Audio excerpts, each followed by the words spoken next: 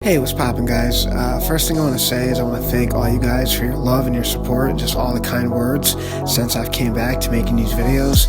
It's crazy, man. I've literally gotten like 1,900 subscribers since I've been making these videos again, so it's really cool, and I just want to thank all you guys. With that said, I wanted to do a new video series where almost like not necessarily updates, but where I just talk about some interesting things about Peep. I thought it'd be really cool to share these videos with you guys and just talk about some of these underlying subjects that some of you may know or may not know. Now, right before Peep put out part 1, when part 1 was getting ready to come out in August, Peep brought the idea to his producer and to his DJ Yawns that he wanted to release a 3-song EP before part 1. Now, part 1 was scheduled to be released on mid-August, after it was already delayed once.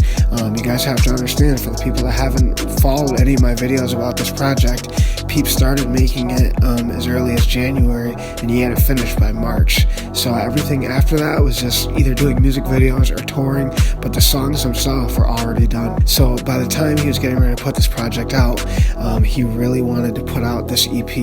These 3 songs that he had recently made, he was really enjoying them, and they really were growing on him, and Peep was very excited to unveil them. He wanted to share these with the fans, and he was getting ready to convince his label and his management to release this as an EP first, priority before Come On When You're Sober. So I just thought this was a really cool story, and this EP actually was Fangirl, LA to London, and Rockstars. So the songs that he did with Gabe, Peep wanted to actually immediately get it released as an EP. Now, this idea never ended up happening and never grew into fruition, but it was something that Peep not only was determined to get done and constantly talked about. He even talked about this with Better Off Dead as well. He said, I'm gonna get this put out as a 3-song EP. I love these songs. Now, I did make a video on these sessions, and had I known that, I would have talked about it in that video. Now, those 3 songs were made on May 15th, and it was 8 days before Pete moved out to London. So once he was there, and then Gabe came with him and visited him, Gabe was actually there when Peep filmed No Respect, and he also went to, I think it was a Montclair event. He went somewhere with Peep and Rain, and they were at some kind of fashion event. So he was hanging out with Peep when he was in London. Everybody, besides MacNed and Tracy and like Wicca Phase and Horsehead, everyone went out there with Peep. Young Goth did, Smoke a Sack did, pretty much everybody. But it was really cool. It's not like Peep was abandoning all his friends. There's this kind of narrative in the documentary that he went to London to escape everybody, and that's not true, because not only was Peep putting up posts that he missed his friends and that everyone was sad that he was leaving, but he was inviting them to come there. His door was open for them. So whenever they wanted to visit him or to fly out there, the door was always open. So that is a non-existing narrative that Peep moved to London to escape his friends. Now, when you're saying he moved there to escape and just get out of that everyday grind of LA and just all the demons, and much like Californication, LA and Hollywood kind of sells you this lie. It's a grueling grind. It's just a very crazy atmosphere, and I'm sure Peep could not wait to escape that, because he was there for almost 2 to 3 years. So he was ready for a change. He was ready for a new start, and London was the place to be. Peep was spending so much time there that he felt like that's where he was from. He felt like he belonged in the UK, and that was a great fit for Peep moving there. So shortly after he moved there, this was going to happen. Peep was determined to get this album out. It was just going to be just a 3-song EP, just a quick release.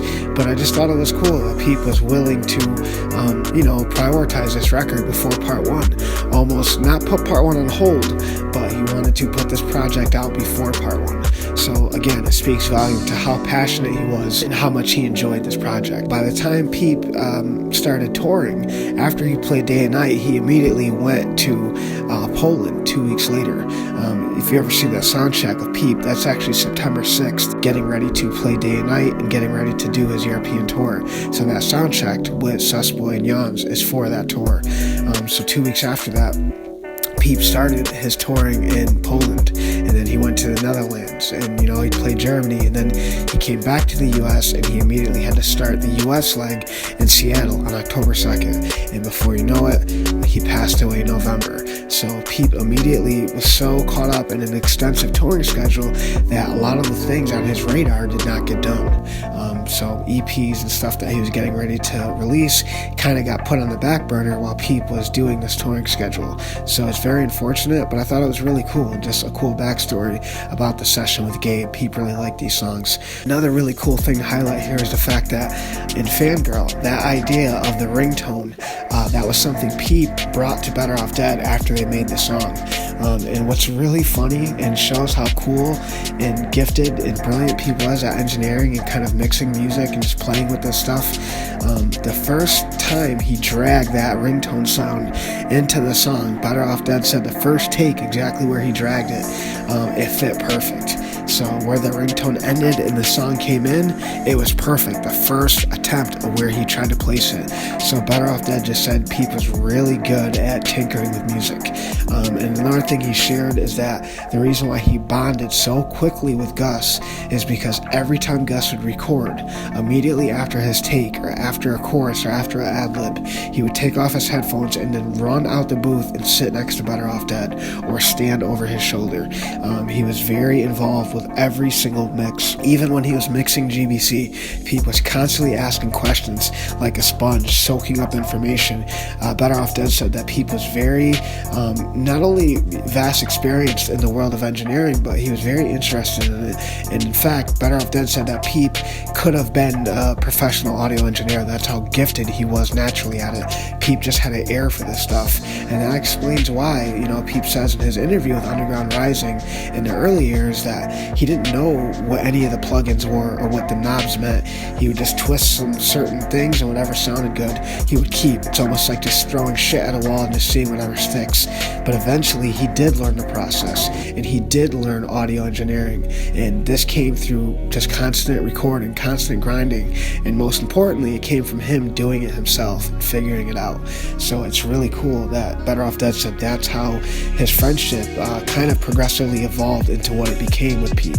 It's from those countless hours they spent shoulder to shoulder mixing, and Peep constantly engaging in conversation with him and just asking what does this do, what does that do, what did you do to my voice there. So Peep was very hands-on with that process throughout all the songs they did in spring, right up to the G.A.S sessions in July, and then even the stuff in early spring, like the stuff with Gabe. Peep was very involved with all that.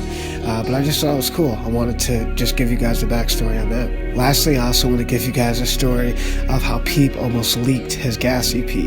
Now, this is a really funny story because we knew a little bit about this because fishnarc did an interview with Underground Underdogs, and he said that Peep walked in and George Estasio, which is 1/3 of IIVI, and Sarah Sennett's husband, Peep's manager, that's her husband, he was literally ripping apart G.A.S and redoing some of the guitar work. And Peep had a fucking shit fit. He lost it. He flipped out, and apparently we get a little bit more detail of that story from a recent interview that fishnarc and Jans did with Rolling Stone. They said when Peep got in the car, he said, "I'm fucking leaking it myself. I'm putting it out. I'd rather sacrifice royalties and a paycheck to ensure that my fans get the authentic, real, raw music than to have them destroy this album." And they tried to convince Peep to just kind of see what it would sound like, and Peep said, "Fuck that, I'm not giving these guys the opportunity to fuck this record up." And obviously they talked to the guys, and IIVI decided not to reproduce it. I guess at first, initially, they just wanted to kind of commercialize it and kind of open it up a little bit more and just add more instrumentation to it and kind of just broaden it. So I think, with the success of part one and how good some of those songs were, like, they came out so good, I think to IIVI, they thought that they were doing a service to Peep by adding their flavor to it. But in essence, they were actually destroying it because G.A.S was such an incredibly raw moment in time of Peep recording that you would never want to disassemble that and fuck with that record. So I don't blame Peep for having a panic attack and having a miniature meltdown when he walked into guys literally ripping apart and gutting his best work. So I'm sure that was a terrifying encounter. If I was Peep and I walked in and saw one of my producers literally gutting Belgium, I would have had a shit fit too. So it's really funny that Peep literally was moments away from leaking one of his most prominent projects ever, on the verge of making sure that it stayed OG. To end this video off, man, it's really cool that this was recently confirmed after all the speculation over the years. It's a fact.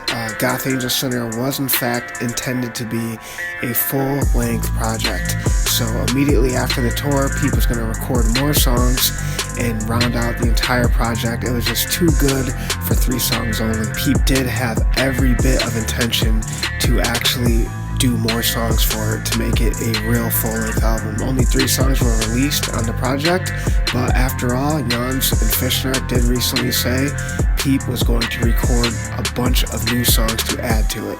So it's very unfortunate, but it's really awesome at the same time that we get information like this. So hope you guys enjoy this video. Catch you next time. Peace.